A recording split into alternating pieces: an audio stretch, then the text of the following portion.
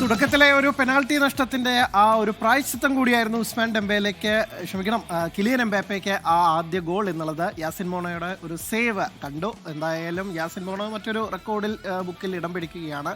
ഏറ്റവും കൂടുതൽ സേവുകൾ, പെനാൽറ്റി സേവുകൾ, അതായത് ഷൂട്ടൗട്ടിലാകട്ടെ അല്ലെങ്കിൽ നോർമൽ ടൈമിലാവട്ടെ സേവുകൾ എന്നുള്ള റെക്കോർഡിൽ ഇടം പിടിക്കുകയാണ്. എന്തായാലും യാസിൻ ബോണോയും സംഘവും തല ഉയർത്തി തന്നെയാണ് മടക്കുന്നത്. പക്ഷേ കിലിയൻ എംബാപ്പെ തന്നെയാണ് താരം. അദ്ദേഹം ഗോൾഡൻ ബൂട്ട് റേസിൽ വീണ്ടും ഒന്നാം സ്ഥാനത്ത് എത്തിയിരിക്കുന്നു എന്നുള്ളതാണ്. കഴിഞ്ഞ ദിവസമാണ് ലിയോണൽ മെസ്സി ഈജിപ്തിനെതിരായ ഗോളോടുകൂടി മുന്നിലേക്ക് വന്നത്. അത് വീണ്ടും മാറുകയാണ്. അങ്ങനെ ഇഞ്ചോടിഞ്ച് പോരാട്ടം. കഴിഞ്ഞ ലോകകപ്പിൻ്റെ ഫൈനലിൽ എങ്ങനെയാണോ ഈ രണ്ട് താരങ്ങൾ തമ്മിൽ കൊമ്പ് കോർത്തത്, ഇഞ്ചോടിഞ്ച് പോരാടിയത്, അതിൻ്റെ മറ്റൊരു ചിത്രം ഈ ലോകകപ്പിലും കാണുന്നു. അത് ഒന്നുകൂടി വലിയ രീതിയിലാണ് ആ റേസ് എന്നുള്ളതാണ് മനസ്സിലാക്കാൻ സാധിക്കുന്നത്. ഇപ്പോൾ ഈ മത്സരങ്ങൾ കഴിയുമ്പോൾ ഒരു മത്സരം അധികം കളിച്ചതിൻ്റെ ഒരു അഡ്വാൻറ്റേജ് കിലിയൻ എംബാപ്പയ്ക്കുണ്ട്. എന്നിരുന്നാൽ പോലും 8 ഗോളും 3 അസിസ്റ്റുമാണ് കിലിയൻ എംബാപ്പയ്ക്കുള്ളത്. രണ്ട് താരങ്ങൾക്കും ശ്രദ്ധിക്കണം, രണ്ട് താരങ്ങൾക്കും 8 ഗോളാണെങ്കിൽ കൂടി 3 അസിസ്റ്റ് ഉള്ളതാണ് കിലിയൻ എംബാപ്പയ്ക്ക് അഡ്വാൻറ്റേജ് കൊടുക്കുന്നത്. അതായിരിക്കും അവസാനം ഇരു താരങ്ങളും ഒപ്പത്തിനൊപ്പം എത്തിയാൽ അതുകൂടി പരിഗണിക്കും.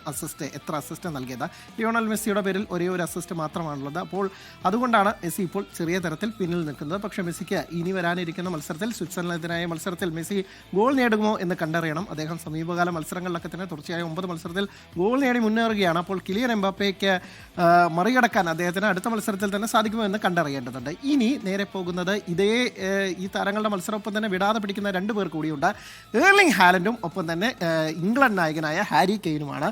7 ഗോളുമായാണ് ഏർലിംഗ് ഹാലൻഡ് 3-ാം സ്ഥാനത്ത് നിൽക്കുന്നത്. 4-ാം സ്ഥാനത്ത് ഹാരി കെയ്ൻ നിൽക്കുന്നത് ഈ പറഞ്ഞതുപോലെ 6 ഗോളും 1 അസിസ്റ്റുമാണെന്നത്. ഈ താരങ്ങളും കളത്തിനെത്താനിരിക്കുന്നുണ്ട്. നാളെയാണ് ആ മത്സരം, ആവേശ പോരാട്ടം നടക്കാനിരിക്കുന്നത്. അപ്പോൾ അങ്ങനെയെങ്കിൽ ഈ 2 ടീമുകൾ നേർക്കുനേർ വരുമ്പോൾ ഇവരിൽ ഒരാളെ ഇനി അവശേഷിക്കുന്നുണ്ടാവുള്ളൂ. അപ്പോൾ ഗോൾ എണ്ണത്തിലും ഗോൾ വേട്ടയിലും ഗോൾഡൻ ബൂട്ട് റേസിലും എങ്ങനെയായിരിക്കും മത്സരം എന്നതുകൂടി ശ്രദ്ധിക്കേണ്ടതുണ്ട് എന്ന് തന്നെയാണ്. ഇനി നേരെ പോകുന്നത്, നമ്മൾ ഈ മെസ്സി എംബാപ്പെ പോരാട്ടം അവസാനിക്കുന്നില്ല. അത് ഈ ലോകകപ്പിലെ ഗോൾഡൻ ബൂട്ട് റേസിന് വേണ്ടി മാത്രമല്ല, ഇരു താരങ്ങളും തമ്മിലുള്ള ആ പോരാട്ടം അത് എക്കാലത്തെയും വെച്ച ഗോൾ വേട്ടക്കാരനാവാനുള്ള പോരാട്ടം കൂടിയാണ്. പക്ഷേ എംബാപ്പെ ഈ മത്സരത്തിൽ ലിയോണൽ മെസ്സിക്ക് തൊട്ട് പിന്നിലായി തന്നെയുണ്ട്. ലിയോണൽ മെസ്സി 31 മത്സരങ്ങളിൽ നിന്ന് 21 ഗോൾ നേടിയിട്ടുണ്ട്. കഴിഞ്ഞ മത്സരത്തിലെ ആ ഗോളോടുകൂടി അങ്ങനെ മുന്നിൽ നിൽക്കുകയാണ്. എക്കാലത്തെയും മികച്ച ഗോൾ വേട്ടക്കാരനായി മെസ്സി മുന്നേ കുതിക്കുമ്പോൾ തൊട്ട് പിന്നാലെ വരികയാണ് കിലിയൻ എംബാപ്പെ എന്നതാണ് ഏറ്റവും ശ്രദ്ധേയം. കിലിയൻ എംബാപ്പയ്ക്കുള്ളത് 20 മത്സരങ്ങളിൽ നിന്ന് 20 ഗോളുമായാണ് കിലിയൻ എംബാപ്പെ 2-ാം സ്ഥാനത്ത് നിൽക്കുന്നത്. അപ്പോൾ കിലിയൻ എംബാപ്പയുടെ പ്രകടനം കൂടി അങ്ങനെ വരികയാണ്. മെസ്സിക്ക് 31 മത്സരങ്ങൾ. ഇതാണ് കിലിയൻ എംബാപ്പെ.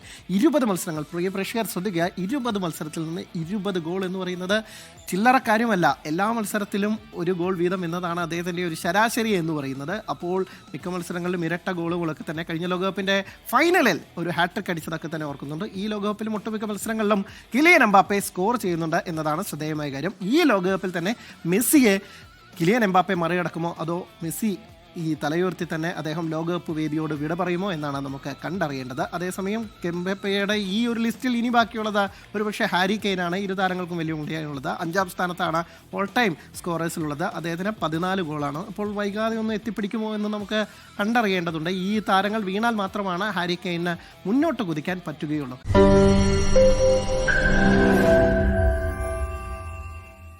ലോകത്തെവിടെയായാലും ഏത് സമയത്തും 24 വാർത്തകളും ഓഗ്മെന്റഡ് റിയാലിറ്റി പാക്കേജുകളും എക്സ്പ്ലെയിനറുകളും വിശദമായി കാണാൻ ഞങ്ങളുടെ യൂട്യൂബ് ചാനൽ നിങ്ങൾക്ക് സബ്സ്ക്രൈബ് ചെയ്യാം.